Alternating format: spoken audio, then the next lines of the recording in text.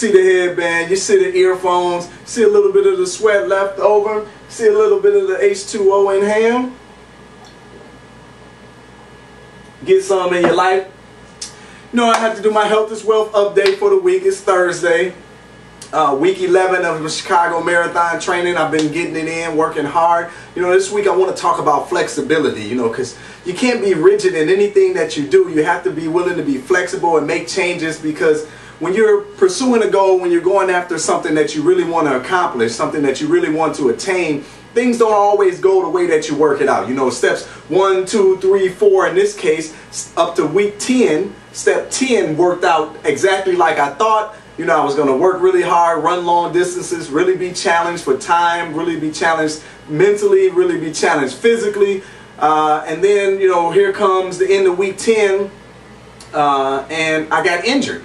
You know, last week I talked about the difference between being hurt and the difference between being injured. And I thought I was just hurt, so I pushed through some of that pain and, you know, ran through it. You know, if you're going to run 26.2 miles, there's going to be some challenges along the way. There's going to be some aches and some pains, and you can't always just take the easy route and sit down and just let it pass and think it's going to go away. You know, you have to push yourself and push through it. That's just my football background in me. But turns out, you know, I was really injured. You know, maybe that was a little bit of pride. I didn't want to let it go. Let me tell you how I found out I was injured. Going to my calendar here. This was last Thursday. This was week 10 I'm talking about here. So last Thursday we talked after I did a 4-mile run. And then that Saturday I was running 15 miles. But you'll notice there's some extra talk there. So here's what happened. You know, I got out on my 15-mile run and I'm feeling pretty good. Around mile 7, you know, my foot started hurting a little bit. But pushing through it, you know, I figure I'm almost halfway there. I keep it going. So anyway, longer story short, I get 12 miles into the run, and you know, I'm running like this. Like it got silly. So you know, I run with my headphones, which is attached to my telephone. I called my wife. She had to come and get me. You know, I didn't make the 15-mile run. I got 12 miles in, running strong, but I was injured, so I had to stop. So this week I decided. That Sunday I took off. I took a rest on the Sunday, which was supposed to be cross training.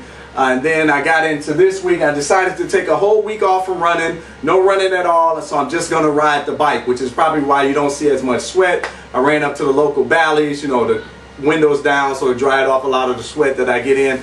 But I decided to do a whole week of bike riding. So I've been doing that. You will notice we're in week 11 now, week 11 of just 18 weeks, so we're almost there. But week 11, which I think is smart to take the rest days. So that Tuesday, I was supposed to be a 4-mile run. I did a 14.5-mile bike ride in 40 minutes. 8-mile run was supposed to be it. I rode 24 miles on the bike. Today was Thursday, 4-mile run. I did 14.4 miles. Tomorrow I have a rest day. And then Saturday is supposed to be a 16-mile run, so I'll probably ride for about 2.5 hours, which I'm going for about 50 miles. That'll be good. And then cross train, I'll probably do a little bit more bike riding on that day. And then come back on this Monday, week 12, I'm going to get back out there and start back running. The foot is feeling great. You know, I'm walking around now. Sunday and Monday, you know, I was limping even while I was walking, but I'm walking around now feeling good. I'm been icing the foot 2 times a day. Well, I'd say 2 times a day, 1 time. I should be doing 2 times a day every day, but it's feeling pretty good. I feel like I'm back. But being flexible is what I wanted to talk about. You know, I could easily say, you know, I got injured. Oh my goodness, I missed a week of running. I'm not going to be able to make this up. How am I going to get back on pace to make my marathon? You know, but I was flexible enough to take on the bike riding, to get the sweat, the same type of conditioning and perseverance. And I'm looking for the body sweat. That's how I know that my body is working, when I get a full body sweat going and I'm feeling good. So I found a substitute for that for just 1 week, and it's just allowing me to continue upon my path and continue upon my goal. You know, because again, in life, when you're going after things aren't always going to go your way. So you have to figure out ways to loop around, over and under, and go through sometimes some of the obstacles that are in your way. So this one is my foot, little injury. Flexible, perseverance. I'm working my way around, and I'm going to make it happen. We're going to get it done. A goal for this week, something I want to report. I don't know, this shirt is kind of small. I got my Chase Harris medium on today, but man, I've lost a lot of weight since I started running. I started this 11 weeks ago. I was about 194 pounds. So I weighed myself yesterday, and I was 179 pounds with my shoes on. So I'm probably around 178, maybe 177. I'll call it 179. I'll leave it there. But that's 15 pounds that I've lost since I've been training for the Chicago 2010 Marathon. And as everyone tells me, you know, every pound that you lose, your knees will thank you when you're out there running 26 miles. I believe that. But I know a lot of people have weight loss goals, and they don't believe that running can drop that weight on them. I'm just here to let you know that it can happen. I expected to lose about 10 pounds throughout the entire duration of the 18 weeks. You know, we're, like I said, wrapping up week 11 here, and I'm down 15 pounds already. So I see I need to increase my calories, because, I mean, 179, this was my football playing weight 13 years ago when I played football in college.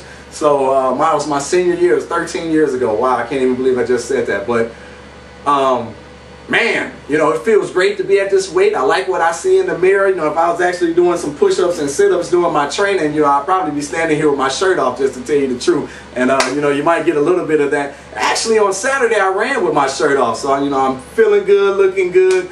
And I'm pretty excited about the future and how my health is going. So I just want to keep you encouraged, keep you motivated. Thanks for sticking with me with week 11. I'll be back next week for week 12. During the bike, one other thing, I've been able to read a lot, you know, while you're riding the bike. So I was able to finish this up. This was my book of the month, which is August, book of August. So Science of Being Great by Wallace D. Whittle. Yeah, Wallace D. Wattles. Actually, great book. I'm going to do a book report on that eventually. Book of the month for July was Outliers by Malcolm Gladwell. I still haven't done a book report on that yet. I will. Got that in. I'm starting another book, but riding bikes gets you ahead. You're able to sit there on that stationary bike, you're able to read while you're going. But anyway, that's just an added bonus to something while you're being flexible. We're just going to get some other things into our life so that we can work on our personal development, our growth, work on ourselves as a person, as a people. If everyone does this, you know, we'll live in a better world and all of that great stuff. But with that, it's your host, Freddie Taylor here at ThinkTaylor.com, reminding you to think Taylor when your business needs a boost, but also that health is wealth. Get something in your life. Don't be afraid to pass it on. But also that all things happen first in the mind, then in reality. Let's go get them.